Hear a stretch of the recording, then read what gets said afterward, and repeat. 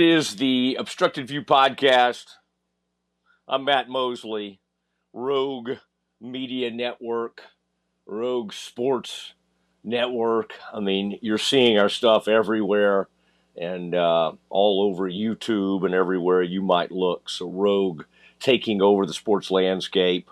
And in this space, you know, some Cowboys, a lot of Baylor and a lot of Big 12, and happy to do that with you, and always enjoy it. Getting ready for Big Parents Weekend. I'll be down covering the Bears versus Air Force. My daughter has her official visit to Baylor as a student. She's not signing up to play anything, unless she decides to be on the Palm Squad, big time cheerleader at Lake Highlands High School, captain, I might add. But we'll see where that goes. So hopefully a good visit for her, a good visit for the family. And boy, Baylor Admissions, that is an awesome group. They've been extremely helpful in getting all this going. Today, sometimes people might ask me, what do you have on today, Mosley? I'm going with a hoodie, going with a Cricket is a brand I love out of Austin. Luke Wilson's involved with it, so I got my Cricket hoodie on. I also got a high school game to go to tonight. I love a Thursday night high school game as we tape this. Actually, no one's ever asked me what I'm wearing, but I thought I'd share that with you. Okay, I want to put my glasses on and just get really, really official. People are freaked out when they see my eyes because a lot of folks know me from just constantly having sunglasses on. It is Obstructed View with Matt Mosley and getting you ready for couple things. We'll get to Cowboys here in a little bit. Let me talk Baylor Air Force. As I tape this on Thursday afternoon or Thursday morning, as the case might be, I am going to visit with the Air Force head coach, Troy Calhoun. I love Coach Calhoun. I love all the academies and love our military, and especially as we were honoring 9/11 and our fallen heroes, the first responders, and of course the victims of that horrible terrorist attack of 9/11. Can't help but think that the context of Air Force coming into Waco. Now, I'm a Bear. It's my alma mater. I want to win the game, but it's hard to sit up there and root against Air Force. I mean, it's an amazing place, and I'll be visiting with their coach. I'll just let you know a little bit about Air Force. New quarterback this year. Fortunately, it's not the guy Baylor encountered 2 years ago in that bowl game. He was a great quarterback, and they beat up Baylor 30-15 in that bowl game. Baylor didn't want to be there. I think the only people in that stadium that wanted to be there were the Air Force players and the Air Force coach. It's the way they're wired.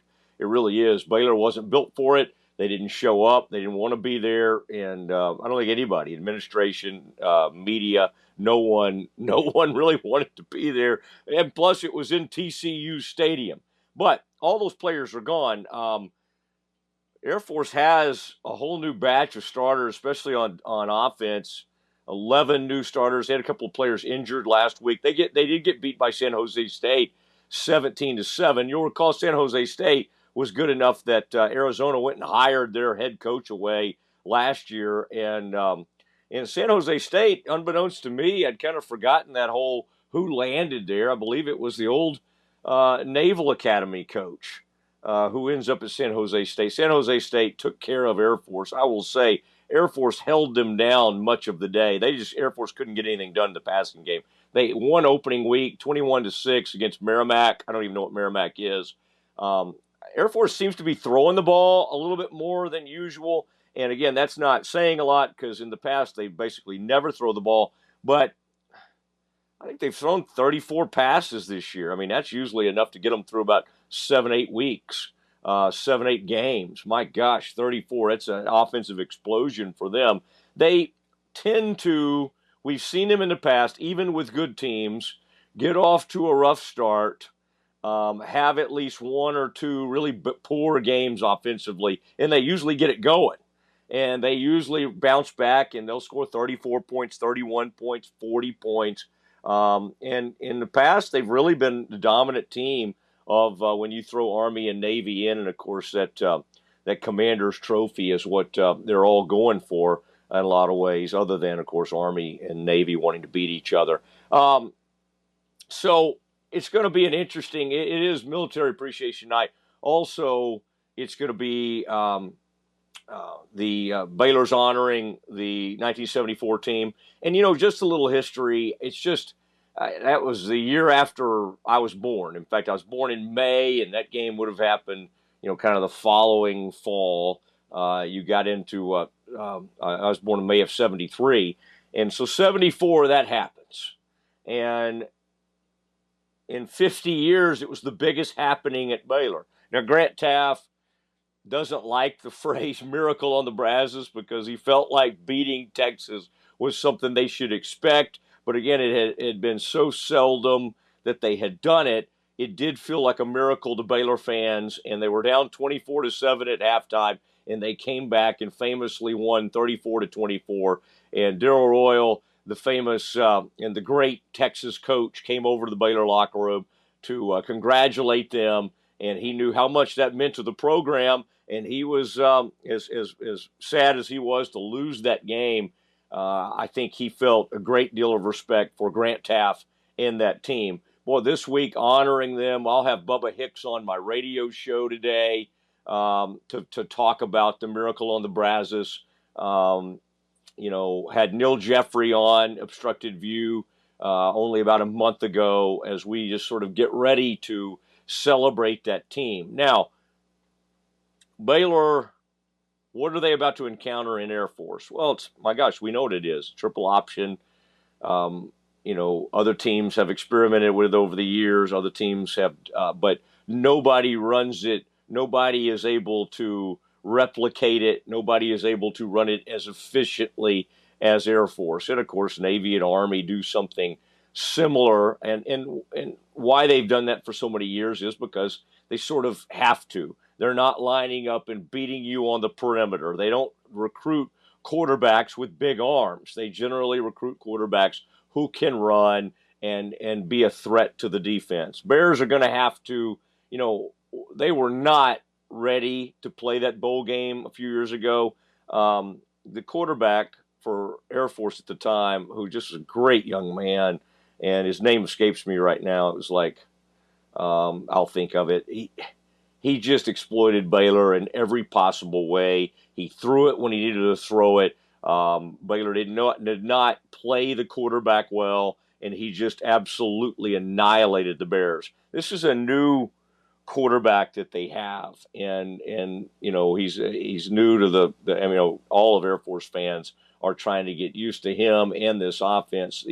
I thought it was interesting. They had a fullback named Allen, who a lot of the media thought that Air Force was going to turn to, and he was a fullback, and they're going to do some things with him. And then they came out against San Jose State. I think the guy only had 4 carries, and they put a true freshman in there, and he had 13 carries and was somewhat effective. So they'll switch it up. They'll take a fullback, and next thing you know, he's playing halfback. And so there's some things that could happen in this game, like, some players coming back from injury. They have a wide receiver who does make plays. When they do throw it, on the rare occasions they do throw it, he'll be the guy they go to. Bears have to play their responsibilities. I thought they played well against Utah. One of the big problems was, though, early in that game, they were so eager and they wanted to make so many plays, and they were so jacked up about that game when Utah went with some misdirection and they did a fake reverse. Money Parks, you'll recall, goes into the end zone. The Bears just sort of abandoned their responsibility in that moment, and they bit on the fake, and half the team was running with a fake. Now, in their defense, the cameras for Fox messed the whole thing up too. We never even saw the guy run into the end zone because the cameras got completely faked out by what Utah did. But you have to, again, if Money Parks or whoever the big speedster is for the opposing team, you got to identify, and you have to stay at home. I thought from a credibility standpoint, honestly, as much as I was probably unkind during that game to Dave Aranda with some of my tweets or whatever, the truth is the defense played well. Now, of course, Cam Rising getting hurt played a role in that. But even before he got hurt, the defense had kind of settled in and was playing better. They've got it, but Bears have a good kicker. They have an unbelievable punter. And boy, Mike and Cam and all the guys there at Rogue will love this one. Last week, Air Force is playing San Jose State. The Air Force punter kicks one 72 yards. The Bears had, I think, 2 kicks of over 70 yards in that game.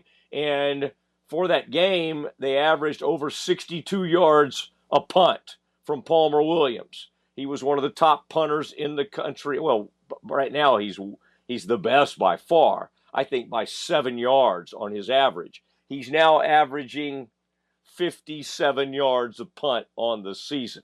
Had a couple of shorter punts, probably back there trying to back Tarleton up a little bit in that first game. That's the only thing affecting his average. But, I mean, just insane. And the only punter in Baylor history that has had anything close to that is a guy named Buzz Sawyer.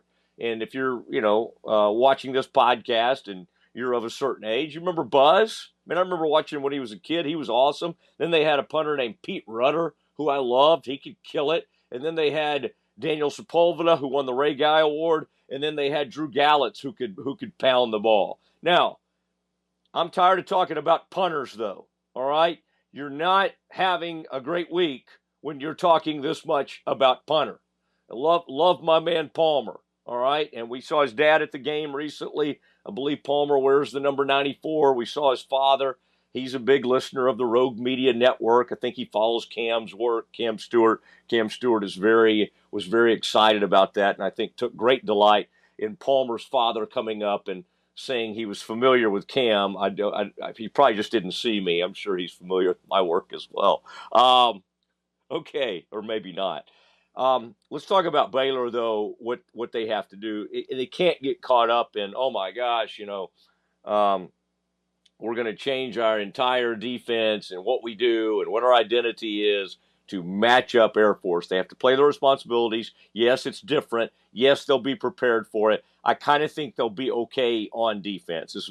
This Air Force team is off to a very, very rocky start, and I don't think they're going to come to Texas in this heat and suddenly just find it. Now, again, I did detail earlier, they do tend to, as the season goes, they ramp it up, they get more efficient, so I do expect a better effort. Do I think they're going to light up Baylor? I do not. So that goes on to the other side of the ball. This is a game, this may be a time, as we honor the 74 team, the great Grant Teaff. Grant Teaff was not afraid to alternate quarterbacks. He did it with Tom Mickey and Cody Carlson in the 80s, starting in about 1983, 84, 85. All right, and then Cody had the 86 season to himself because they'd burned Tom's red shirt in a total blowout against TCU. But that's okay. That's a story for another day. But Tom and Cody were great. Grant's about the only person I think that could manage a situation like that. No, I'm not recommending playing, DeQuan one series, and you got to let a quarterback trying to get in a rhythm. But here's what I think Baylor's going to do. I think you're going to trot DeQuan back out there, and you're going to see if you can get DeQuan going again. And that's in the run game. That's the throw game. That's get his confidence back, get his swagger back. We were told there was no confidence issue. This guy was a dog, according to Dave Aranda. Well, he was deer in headlights. He went up to Utah, got in Rice-Eccles. He got hit early, and whether you want to blame that on the coaches, Spavital, whoever. I mean, it's hard to blame it on Dave because Dave's over there with the defense, not even watching the offense. He has no clue what's going on with the offense. So let's watch it. Let's see how he behaves early, and let's see how his teammates respond to him. Let's try. I mean, what we can't have is a whole nother season of talking about, well, for the pass game to work, we got to have the run game working. We got to have the perimeter run game. We got to have the inside run. Let's not have it. Okay, let's establish the run. Year after year, man, we get excited. Richard Reese had 2 kickoff returns for touchdowns in the same game last year. You get up to Utah, I don't know who your back's supposed to be. Dawson Pendergrass on a wham play where your guard pulls. I believe that was Obedian, and he spoke this week, by the way. Big 68 comes pulling from that right guard situation, and bam, they hit that defensive end or linebacker that came up there to make that play, and there goes Pendergrass. Right now, Pendergrass looks like your most complete back. I'm a big Keenan guy. Okay, I'm not putting this on Keenan, but gotta kind of figure out what your rotation is. If you're gonna ride Dawson, let's ride him. Okay, because right now it still looks like last year in just grasping at things. Hey, let's send Dom out there. Hey, what's Richard up to over there? Hey, somebody's got to stick it up in there and get some running yards, and of course, hopefully that will open the passing game. I think hitting those guys early. Ashton Hawkins, Monterey Baldwin, Cameron had a big game, a big play, I should say. Porter. I mean, there's no short of weapons. Jackson, you've got people. I mean, this is a game where I think you once again zero in on Trigg. You got a matchup nightmare out there. You got a big 6'4", 6'5" tight end who can run. Get him out there, make the quarterback comfortable, hit a couple of those throws. What Baylor tried to do against Utah is settle things down early and hit some screen plays and set up some screens and get some easy stuff out of the sideline early. Quarterback couldn't make the throws. I don't understand it. He was a great quarterback at Toledo. He comes out, he wasn't ready. He was throwing it too hard. There was no touch. Got to settle him down. Maybe coming home will help. Sawyer's got to be ready. If he falters, you can't spend this season trying to get this kid's confidence up. And quite honestly, I hate for whoever, spent whatever it is, $500,000 to $750,000, or whoever contributed to that. I'm sorry. It happens. It happens in the NFL. When you spend big money, sometimes these players don't work. So if it doesn't work, you got to be willing to move on. You got to be willing to go. We brought Robertson in for a reason. He can make the offense move. We got to give him a chance. That said, I'm pulling for our man DQ. I hope he has a big game. This is huge for Aranda. Pivotal game here. Bears win this one. They go to Colorado. Got a good chance against a team that looks really shaky. Got some injuries up there. They could go on the road and win that game. You get to 3-1. You're feeling good about yourself. You're feeling good about possible bowl eligibility. And BYU coming into your place. Okay, then you have a chance to 4-1. But before you can do any of that, you got to win this game. And I don't care how you do it. I don't care really. I think people think, well, blow them away. I don't know. I mean, I don't know if this is a team you do that with. I think you just win the game, okay? Mission, Black Ops, the Anthracite, okay? Let's have some people thank Baylor. I mean, we constantly, as a Baylor, I'm putting myself in here, fan base. Now, I'm not putting myself in the group that worries so much about what color we're wearing or what color the fans are wearing, because I don't get into that. But, I mean, if you're gonna beg for a blackout, and a lot of students have and did not feel heard and all that kind of stuff, here it is. So even the students that have graduated recently, get on back here. All right, lots of recently graduated students, obviously listening to the Obstructed View podcast with Matt Mosley. All right, also. I'll be Sunday representing both Rogue Media Network and my friends over at ESPN Central Texas. I'll be covering the Cowboys game. Cowboys and Saints, get it on at noon. It's an interesting matchup because you have Zimmer, who was the longtime, Vikings head coach, great defensive coordinator, and then you have someone with the Saints who was on his staff, okay? You have some crossover there between Zimmer and the Saints, and the offensive coordinator for the Saints used to be with Zimmer. So there'll be some familiarity between the teams. Derek Carr came out, had a really nice first week. Saints won big. Now, of course, they played a horrible team in the Panthers, but their quarterback went 19 for 23. This will be a bigger test, I think, because we thought Cleveland would be a test. They weren't a test at all. I don't know how big a test the Saints will be, but they'll be somewhat of a test.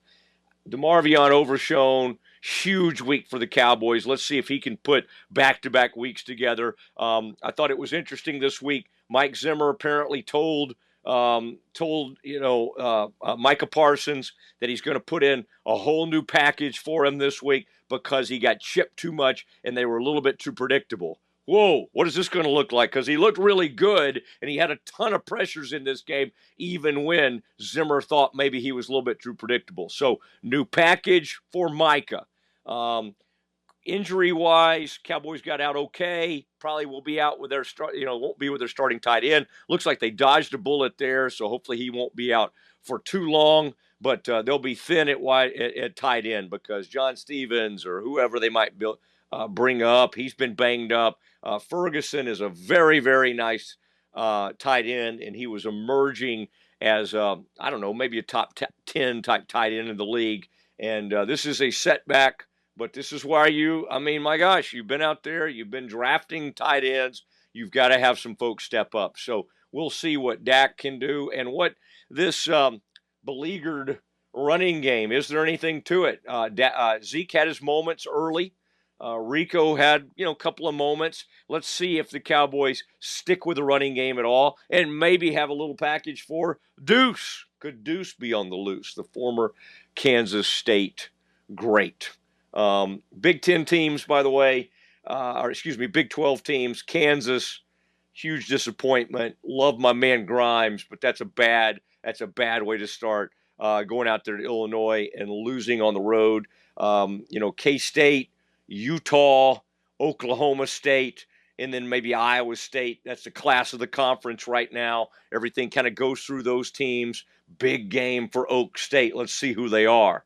Let's see who Oklahoma State coming off escaping a game against Arkansas in double overtime. Let's see. I think this week, especially with us not knowing where Cam Rising is with his injury at Utah, Big 12 has an opportunity. Oklahoma State, K-State, Iowa State. Iowa State coming off a big victory over Iowa. Some of these teams could step up and have a shot to take over. And the truth is, I know it's hard after a loss, but Baylor lost 23-12. It's not a conference game.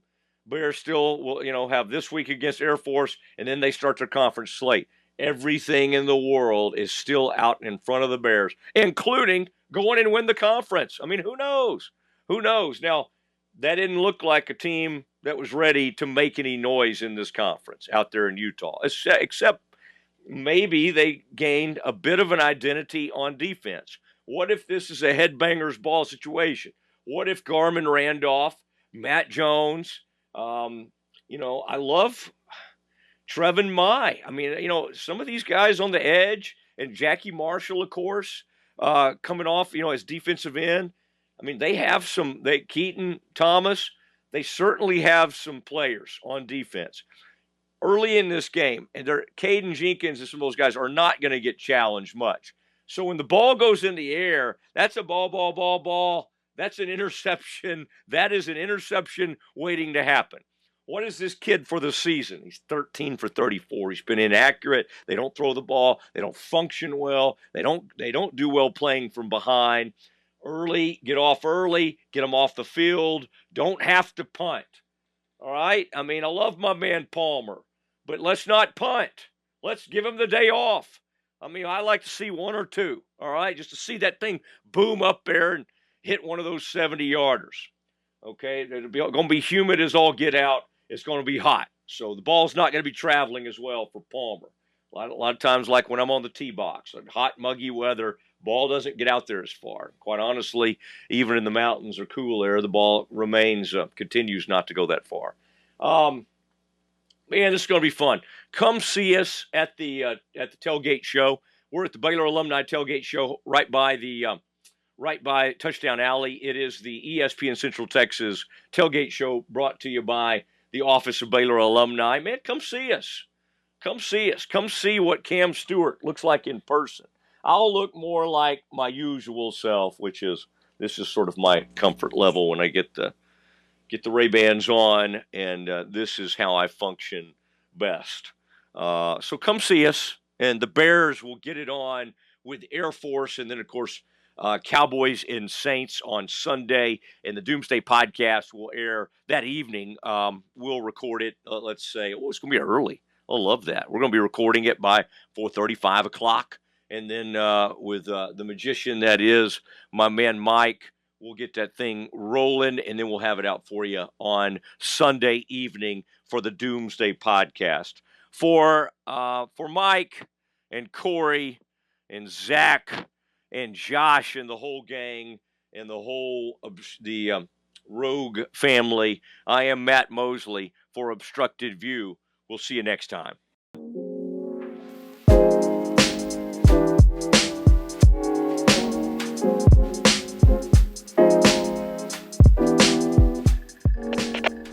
We are Rogue Media Sports.